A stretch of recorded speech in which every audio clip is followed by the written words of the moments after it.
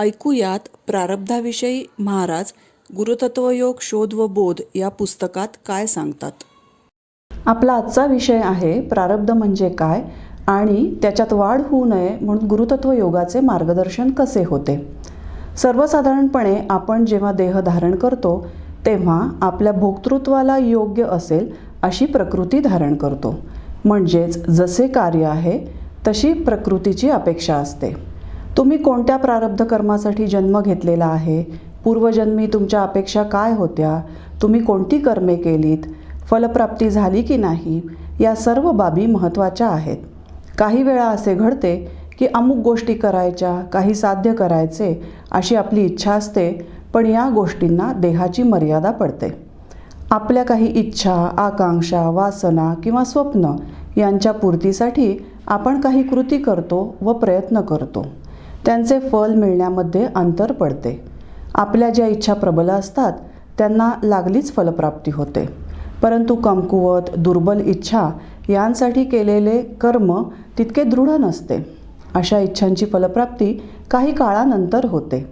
काही इच्छांची फलप्राप्ती तर इतक्या उशिराने होते की आपले आयुष्य संपण्यापूर्वी ती पूर्ण होऊ शकत नाही. त्यासाठी योग्य वातावरण लाभत नाही. आपल्याला पूर्वायुष्यामध्ये काही कर्मे या जन्मी करण्याची गरज निर्माण झालेली असते. प्रारब्ध कर्म म्हणजे प्रारब्ध भोक्तृत्वासाठी आवश्यक ते कर्म आणि क्रियमाण कर्म म्हणजे या जीवनामध्ये हा देह नीट राहावा त्याच्या गरजा पूर्ण करण्यासाठी करावे लागणारे आवश्यक ते कर्म. पूर्वजन्मीचे प्रारब्ध कर्म करीत असताना प्रारब्धाच्या भोक्तृत्वासाठी जे कर्म करणे अपेक्षित आहे तेवढेच केले पाहिजे, पण तसे घडत नाही. आपण जेव्हा नवीन देह धारण करतो तेव्हा प्रारब्धाच्या काही गोष्टी भोगायच्या आहेत हे निश्चितच असते. हे भोक्तृत्व भोगण्यासाठी आपल्याला वेगवेगळ्या काळात वेगवेगळी कर्म करणे अपेक्षित असते. ही कर्मे कोणती आहेत हे आपल्याला म्हणजेच आपल्या सहज प्रकृतीला माहीत असते.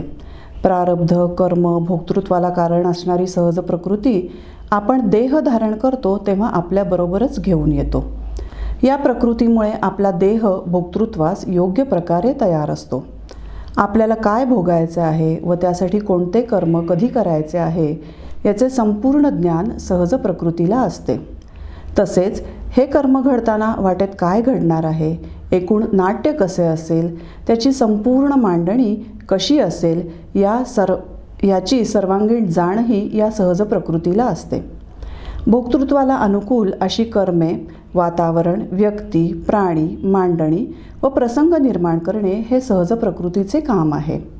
काही कारणाने या सर्वात जर बदल घडत असतील ते दूर करून योग्य तऱ्हेने योग्य प्रमाणात त्यांची जोड जुळवणी करणे हे कामही सहज प्रकृतीच करते. सहज प्रकृतीची कर्मे सहजतेने होतात. ही कर्मे घडण्यासाठी आपणच त्यांना गती दिलेली असते, म्हणजेच शक्तीचा पुरवठा केलेला असतो. संकल्प व इच्छेप्रमाणे शक्ती पुरवठा होऊन कर्म झाल्यानंतर कार्यसिद्ध होईपर्यंत मधल्या काळात आपण काहीही न करणे अपेक्षित असते. सहज प्रकृतीने ठरवल्याप्रमाणे आवश्यक तेवढीच कर्मे करायची व त्या कर्मांना लागेल इतकाच शक्ती व्यय करायचा.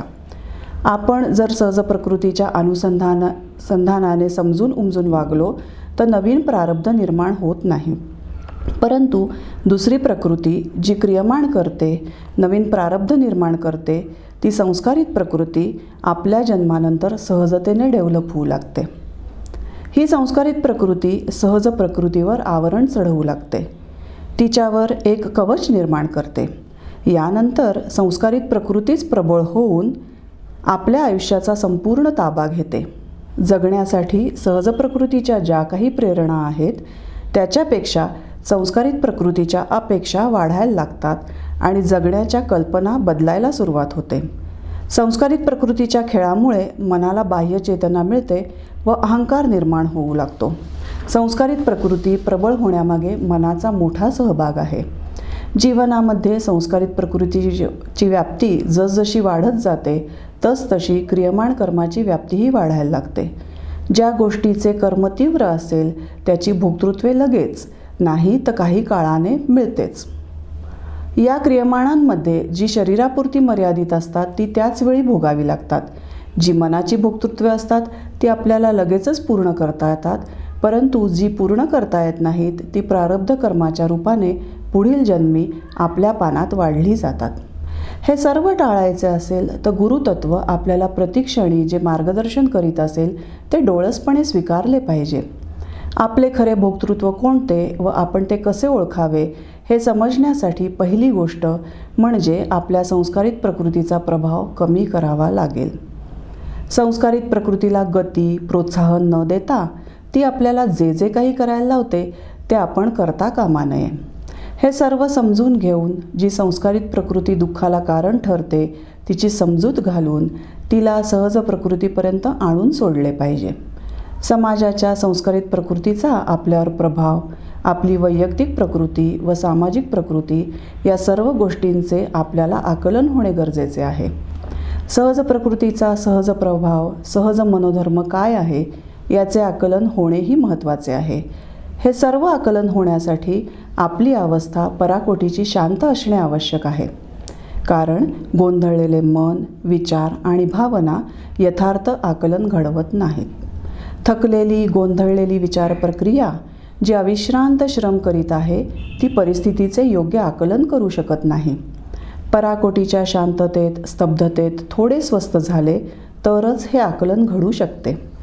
आपल्याला मनाची तत्परता, तरलता, संवेदना क्षमता पुन्हा प्राप्त करायची असेल, या संस्कारित प्रकृतीचा प्रभाव कमी करायचा असेल तर योग साधनेचा, साक्षीभाव साधनेचा, शरणागत साधनेचा आधार घेणे अत्यंत उपयुक्त आहे.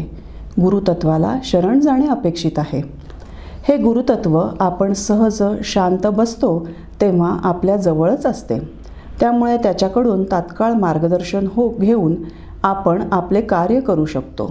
यासाठी शरणागत साधना ही उत्कृष्ट साधना आहे. येथे सहज प्रकृती आपल्याला सहजतेने शिकवित असते. आपले वागणे आपल्या ज्या मूळ अस्तित्वाशी संबंधित आहे त्या अस्तित्वापर्यंत म्हणजेच गुरुतत्वापर्यंत पोहोचताना आपल्याकडील एक एक गोष्ट दूर करत जावे लागते. सहज प्रकृतीची अशी अपेक्षा आहे की प्रारब्ध कर्माला जेव्हा अपेक्षित आहे त्यावेळी कर्म करून उरलेला काळ सहजावस्थेत राहणे. सहजावस्था ही चैतन्यमय, आनंदमय अशी समाधी अवस्था आहे. आपल्याला ही अवस्था प्राप्त करून घ्यायची असेल तर शरणागत साधनेचा अवलंब केला पाहिजे. या साधनेत गुरुतत्वाला सगळे देऊन टाकल्यानंतर पराकोटीच्या शांतीत साक्षीभाव साधना, ज्ञान, आकलन घडते आणि जीवनाचे आकलन झाले तर प्रारब्ध कर्म व क्रियमाण कर्म यांचेही यथायोग्य आकलन आपल्याला आपोआपच होते. तेव्हा प्रारब्ध व कर्मगती काहीही असो, आपण केलेले कर्मच आपल्या भोक्तृत्वाला कारण असेल तर ते आपणच आपल्या संकल्प कर्माने बदलू शकतो व सामाजिक असेल तर सामाजिक संकल्प कर्माने बदलू शकतो. तेव्हा प्रारब्धांचा बाऊ करून पलायनवाद स्वीकारण्याची गरज नाही. या प्रारब्ध बदलाकरता गुरुतत्व योग आपल्याला प्रतिक्षणी मार्गदर्शन करीतच आहे.